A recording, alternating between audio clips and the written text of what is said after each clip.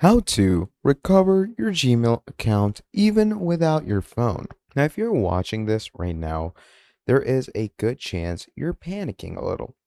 Maybe you went ahead and forgot your Gmail password. Maybe your phone number has changed. Maybe someone has hacked your account and now you're completely locked out. And the worst part of it all is that Gmail isn't just email anymore. Your Gmail is connected to your bank accounts, your YouTube channel, your photos, your school accounts, your passwords, literally everything. So when you lose access to Gmail, it pretty much feels like your entire digital life disappears with it. But here is the good news. In most cases, you actually can recover your Gmail account even if you no longer have your phone number, even if you lost access to your recovery email, and if somebody has changed your password. So, in this video, I'm going to be walking you through every recovery method that still works in 2026, including the recovery form that most people fill out completely wrong. And trust me, the small details matter a lot here. One wrong answer can get your recovery request denied automatically. So don't skip around in this video. Follow each step carefully, and there is a very good chance that you're going to get your account back. So let's start with the fastest recovery method first. Okay, so the fastest way to recover your Gmail account is going to be typing in Google account recovery. So we type this in over here and we search it up. Now, once we do that, basically, the first link you get over here is this. Okay. You don't want to click that. You click where it says this recovery email Google account. Now, you could go with any of these depending on what your outlook is. So, if you already have a recovery email, you could go to that. But if you have nothing, which I am going to assume in this case, this is what you're going to do. So, once you're here, obviously, they're going to give you a few steps. Okay.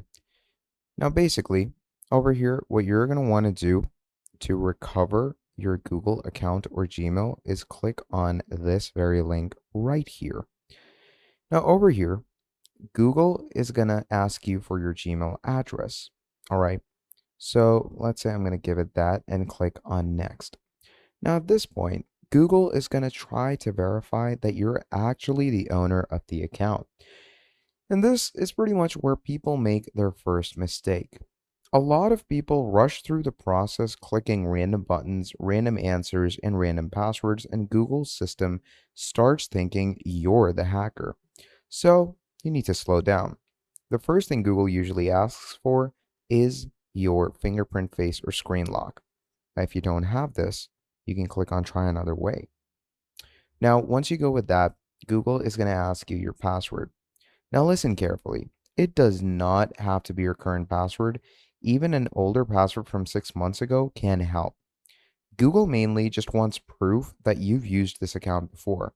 So if you remember an old Gmail password, an old YouTube password, a password you have reused before, try entering it. And once you enter it, in the case that it is the correct password, what's going to happen is Google accepts it. You will usually have to move to the next verification step. Now, if you still have access to your recovery phone number, this becomes extremely easy. Google will send a text message, code, or maybe a notification on an account that is already signed in. Now, it says that your account is signed in on this device. So, on that device, you're probably going to get a notification asking, is it you trying to recover your account?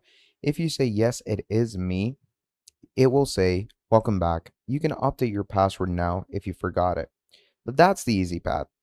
Now, let's be honest. If you are watching this video, you're probably not on the easy path. You probably lost your phone, changed your number, got hacked, or the hacker changed your recovery info.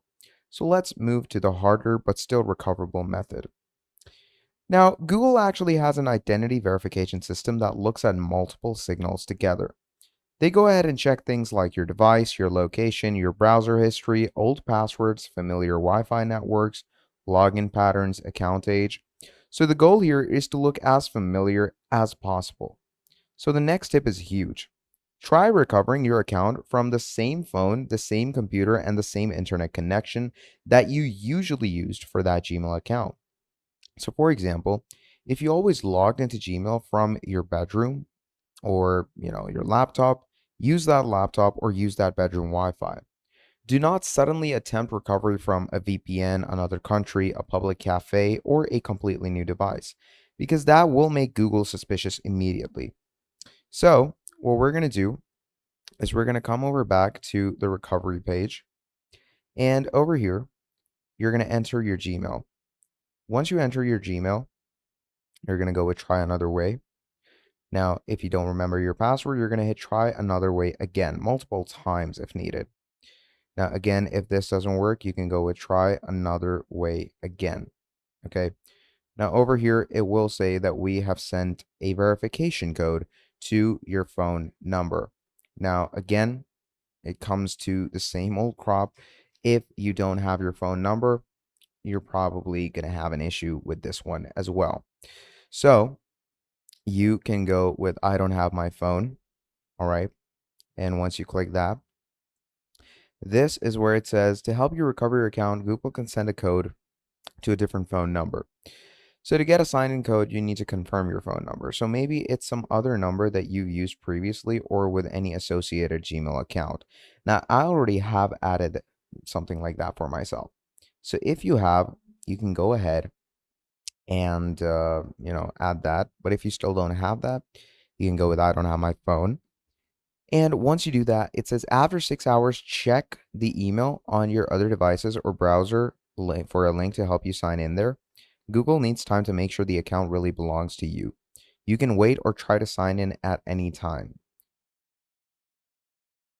So if you already have it in some, account signed in, you can go ahead and access it from there.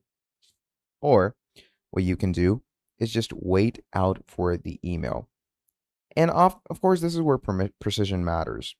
Don't guess wildly, because eventually Google will ask you questions like when did you create the account, what's the last password, which device do you normally use. Approximate answers are okay, random answers are not. Okay, so once you submit this information, you need to wait. Now let's talk about the recovery form itself, because this is where people either recover the account or permanently make things harder.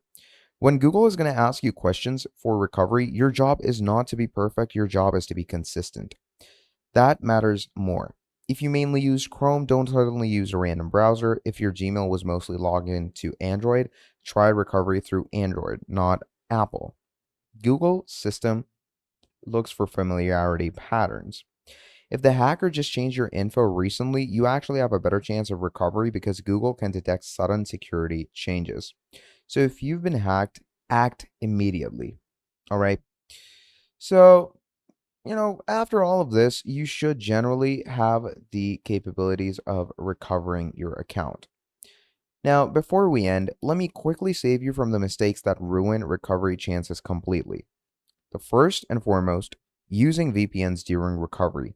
Pretty bad idea. Google sees unfamiliar locations instantly.